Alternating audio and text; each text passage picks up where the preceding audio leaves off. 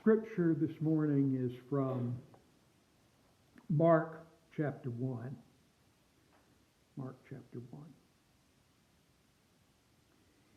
In those days, Jesus came from Nazareth of Galilee and was baptized by John in the Jordan.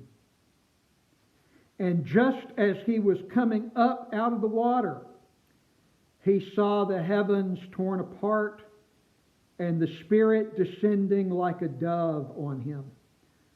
And a voice came from heaven, "You are my Son, the beloved. With you I am well pleased." And the Spirit immediately drove him out into the wilderness. He was in the wilderness for 40 days, tempted by Satan, and he was with the wild beasts, and the angels waited on him. Sometimes people will testify to a life of difficulty and strain before they met Jesus. And then comes a time of peace and purpose. And that can be and is often a valid testimony. But it doesn't appear that that's what happened with Jesus. He comes for baptism, and Mark says the heavens were split apart. Split apart and open are not the same thing. I can open a door and close it. But if I take an axe to the door to get it open, if I split the door apart, the door won't be the same. Mark says the heavens are split apart in the baptism of Jesus. Something changes. Something cosmically changes in the baptism of Jesus. And the Spirit descends like a dove. Jesus hears a voice of affirmation. With you I'm well pleased. And that is something people testified, that the Spirit calmed me. The Spirit brought meaning. And certainly, if Jesus hears, with you I'm well pleased, he's going to have a sense of purpose and a sense of identity. But that same Spirit drives him into the wilderness where he's tested. The word can be translated either tested or tempted. He's tested. He's tested in the wilderness. I've been to the wilderness of Judea. Nothing can live there. There is no grass. There is, unless it's just rained, which it doesn't do very often, there's no water. It's completely dead. The animals would be the kind that feed on dead things. You might imagine maybe a jackal or a pack of jackals, if jackals come in packs, searching for dead flesh to feast on, or vultures maybe landing and testing to see if this body is still alive. Jesus is tested in the wilderness. We have been tested this week. We have been tested.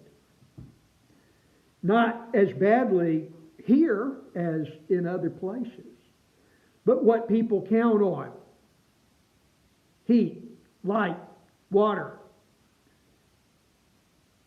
What people need to sustain life has been scarce or non-existent. Nowhere to go. And if you get there, nothing to buy. We're tested. And in another way, we've been tested for a year. Saw a cartoon, what are you going to give up for Lent this year? And the response is, let me check on what I've already given up for the last year. Lent began March 1st last year, or February 27th, I guess. And it hasn't stopped. We've had a 365-day Lent. And nothing, we're not sure yet exactly when those shoots of spring will begin to be clear. We're getting there. But we've been tested. We've been tested. Some have been tested with illness. Some have been tested with grief. We're tested in our relationships with each other. Our societies are tested. Our relationships with one another and with other nations and within our nation are tested. And it's good to know that Jesus was tested. Matthew and Luke give us some specific things that Jesus was tested about. But I kind of like it that Mark says he was tested, because I may have been tempted to turn stones into bread, but I can't. I may have been tempted to jump off a building, but I'd be injured if I did. I may have been tempted to rule over all the world, but I can't do that. Jesus is tested. He's tested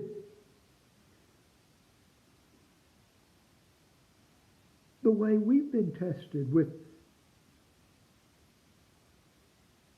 problems, with thirst, with hunger, with wild beasts around him. And Mark says the angels waited on him.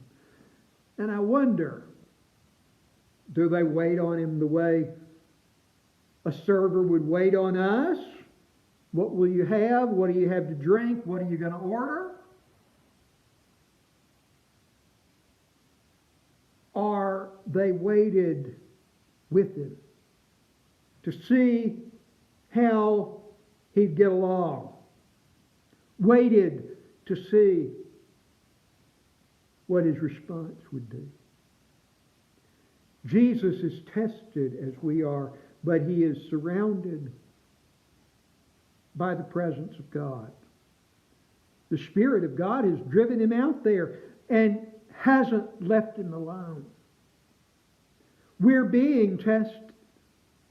We're tested all the time. Particular ways and general ways, but we're not alone. We haven't been left alone. God hasn't left Jesus alone in the wilderness, and God hasn't left us alone as we continue in the test. We're tested, but we're not alone.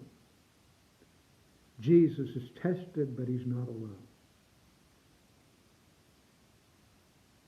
Thanks be to God for his presence in our testing.